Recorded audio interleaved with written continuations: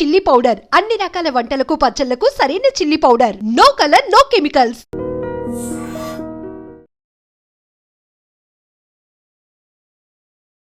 నమస్కారం, welcome to iDream. నేను మీ విజిత. ప్రస్తుతం మనతో పాటు ఉన్నారు family counsellor, counselling psychotherapist, personal trainer Padma Kamalakar garu. ఇప్పుడు వారితో మాట్లాడి మరిన్ని విషయాలు తెలుసుకుందాం. నమస్కారం మేడం. నమస్తే అమ్మా. మేడం, సాధారణంగా ఈ మధ్యకాలంలో కనుక చూసుకుంటే ఎక్కువగా మానసికంగా ఏదైనా దాని గురించి ఎక్కువ ఆలోచనలో ఉంటున్నారు. ఆలోచనల ప్రభావం వల్ల చాలా చాలా పెద్ద పెద్ద సమస్యలు ఫేస్ చేస్తున్నారు అనంటే ఎవరు అనంటే ఆడవాళ్ళు. ఎందుకు అంటే ఆడవాళ్ళు ఎమోషనల్గా వీక్ ఉంటారు అని చెప్పంటారు. సేమ్ టైం ఆడదానికి భూదేవికి ఉన్నంత ఓపిక ఉంది. ఆడది లేకపోతే అసలు ఆ ఫ్యామిలీ అనేది కరెక్ట్గా జరగదు అని అంటే ఇంత ఎమోషనల్గా వీక్ ఉన్న పర్సన్ ఇన్ని ఎలా హ్యాండిల్ చేస్తుంది అంటే ఇది రాంగ్. నిజంగా ఆడది చాలా స్ట్రాంగ్. మరి ఎమోషనల్గా ఎందుకు ఇంత వీక్ అయిపోతుంది? అంత స్ట్రాంగ్ ఉన్న పర్సను తన ఆరోగ్యం కూడా దెబ్బతినే వరకు ఎందుకు మానసికంగా ఎఫెక్ట్ అవుతుంది? దాని గురించి ఏం చెప్తారు మేడం? అలా ఉండకుండా ఉండాలంటే ఏం చేయాలి? ఇది చాలా మంచి పాయింట్. భూదేవి అని ఎందుకంటాము భూమిని అంటే ఎంతో భారాన్ని మోస్తుంది. కరెక్ట్. అంటే అంత సహనవంతురాలు లేడీ. బట్ సైకాలజీ ప్రకారం కూడా ఒక 4 వర్క్స్ లేడీస్కి చెప్పి జెంట్స్కి 4 చెప్తే జెంట్స్ 2 చేస్తారు, లేడీ 4 చేసేస్తుంది. అంత టాలెంట్ ఉన్న మహిళ. ఓకే, ఏదైనా చేయగలుగుతుంది. బట్ కానీ ఎమోషన్స్ పరంగా చూస్తే మగవాడు 50% మాత్రం ఎమోషన్స్ తీసుకుంటాడు. అదే లేడీ అనుకో 95% తీసుకుంటాడు సైకాలజీ ప్రకారం. ఓకే. ప్లస్ మనకి కూడా మనం అబ్జర్వ్ చేస్తే చిన్నప్పటి నుంచి కూడా మన ఎమోషన్స్ని దూరం పెడతాం.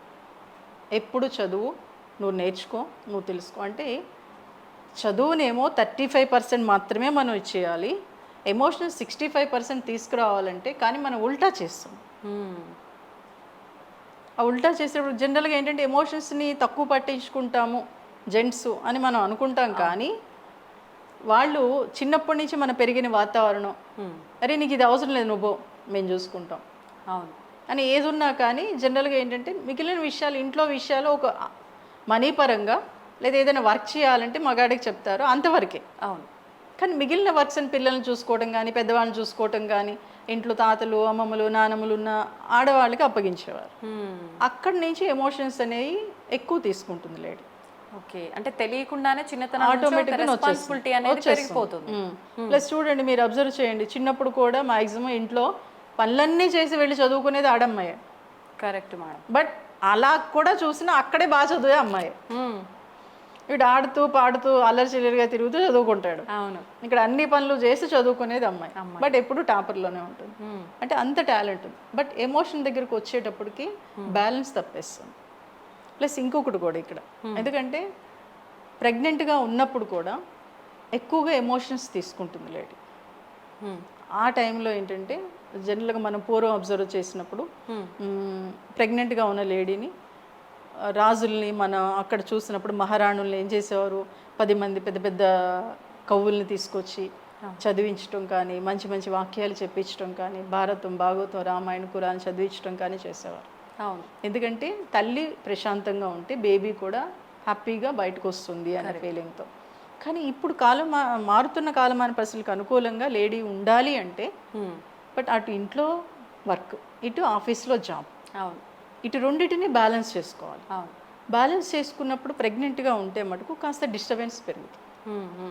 ఎందుకంటే అప్పుడు సపోర్ట్ చాలా తక్కువ ఇస్తున్నారు, కానీ ఆ సపోర్ట్ అనేది ఎక్కువ ఉండాలి. ఎప్పుడైతే అది లేదో ఆటోమేటిక్గా దీనిలో స్ట్రెస్ పెరిగిపోతుంది. ఎప్పుడైతే స్ట్రెస్ పెరిగిందో ఈ సమస్యలన్నిటినీ తీసేసుకుంటుంది. అవును.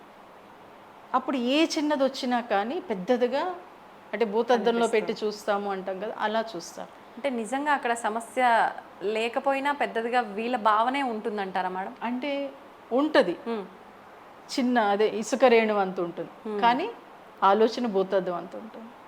అక్కడ సమస్యలు పెరిగిపోతూ ఉంటాయి. అంటే చిన్నప్పటి నుంచి మనలో ఏంటంటే ఒరే అమ్మలక్కలు కబులు చెప్పుకుంటే అమ్మాయిలే కూర్చునేవాళ్ళు. అవును. నానమ్మకి అది చెప్పిరా ఇది చెప్పిరా అని ఏంటి వార్తాహరుడు అంటారు చూడండి, అలాగా అమ్మాయిలు ఎక్కువ యూజ్ చేసుకునేవారు అన్నమాట. దాంతో ఎక్కువ విషయాలు తను గ్రహించేసేది. కరెక్టే. ఆ గ్రహింపు ఎక్కువ ఉండటంతో ఎక్కువ విషయాలు తను గ్రాఫ్స్ చేస్తుంది, ప్లస్ చిన్నదాన్ని కూడా చాలా ఎలాబరేట్గా ఆలోచించగలుగుతుంది.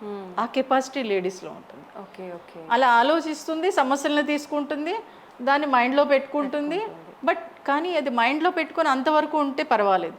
కానీ దాన్ని ఎక్కువగా థింక్ చేస్తూ ఇలా అయితే అలా అవుతుందేమో, అలా అయితే ఇలా అవుతుందేమో అని నెగిటివ్ వైపు వెళ్ళిపోతే సమస్యలు పెరుగుతున్నాయి ఈ మధ్యన. అవును. అందుకే అంటే ఇంతకుముందు ఎవరో ఒకరికి చెప్పేసుకునేవారు, ఇప్పుడు ఆ చెప్పుకునే కెపాసిటీ లేదు. చెప్తే భారం దిగిపోతుంది అనే అని అంటారు కానీ లేదు. ఎందుకు అంటే నేను చూస్తున్నాను కదా చాలా. ఒక అమ్మాయి అయితే తన క్లోజ్ ఫ్రెండ్ 8 years నుంచి ఉన్న ఫ్రెండ్ నా భారం పోతుందని ఫ్రెండ్కి చెప్తే ఫ్రెండ్ అంతా ప్రోపగండా చేస్తుంది. అక్కడితో ఇంకా సమస్య పెరిగిపోయింది. అలాగే ఆఫీస్లో ఒక గవర్నమెంట్ ఆఫీస్లో ఆవిడ 1 lakh శాలరీ సంపాదించుకునే ఆవిడ తనకి ఏదో ప్రాబ్లం ఉందని చెప్పి కొలీగ్ చెప్తే అది ఆఫీస్ అంతా టామ్ టామ్ చేసి ఇంట్లో రప్చర్ అయ్యి జాబ్ మానేసే స్టేజ్లోకి వెళ్ళిపోయింది. అది చూడండి ఎంత సమస్యను తీసుకొచ్చిందో. అంటే అలా చెప్పడం తప్పంటారా, లేకపోతే మనం చెప్పిన అదే తప్పు నాన్న. ఎందుకంటే ఇప్పుడు ఎలా అయిపోయిందంటే క్లమ్జీ మైండ్స్ అయిపోయాయి. అవును అవును. ఒక సంపాదిస్తున్నాము, జాబ్ చేస్తున్నాము, వస్తున్నాము, ఇంట్లో పని చేసుకుంటున్నాము, తింటున్నాము అనే వేలోకి వెళ్ళిపోయారు.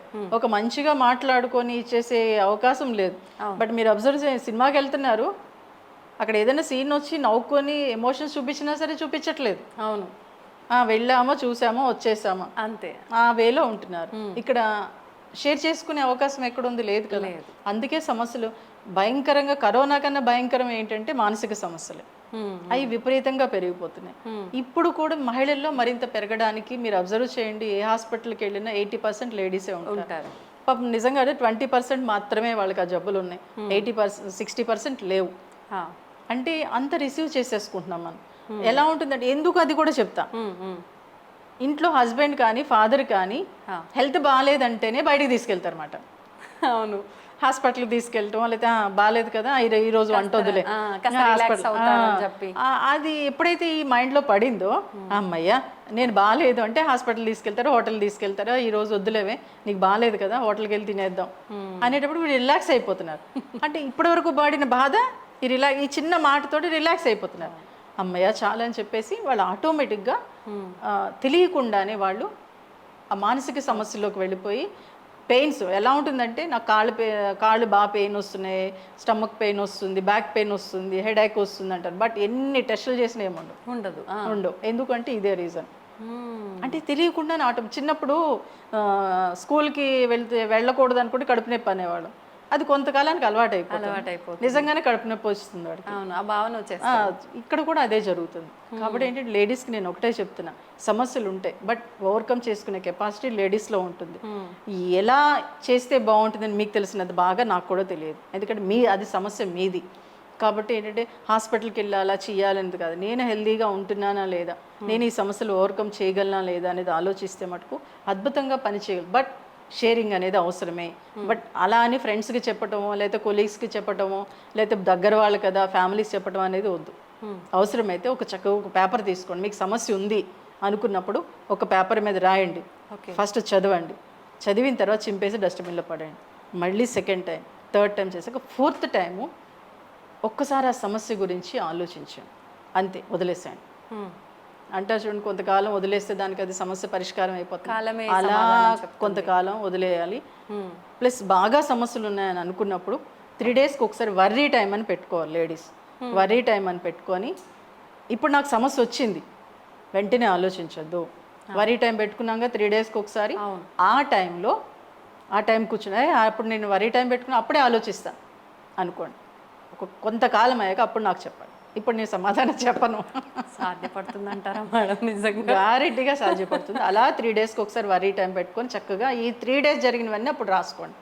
తర్వాత మీరే నాకు కాల్ చేసి చెప్తారు. హ్యాపీగా సమస్య నుంచి మీరే బయటపడతారు. ఓకే, ఐడియా ఏదో నిజంగా చాలా మంచిగా ఉంది. ఆచరణలో పెట్టడానికి ప్రయత్నం చేయాల్సిందే. చేస్తే మీరేంటనేది మీకే బాగా తెలుస్తుంది. నెక్స్ట్ టైం నాకు మీరే చెప్తారు. Okay, thank you madam, thank you very much. మంచి టిప్ నిజంగా. Sir, one life lesson what medicine has taught you. Whatever you can do without expecting.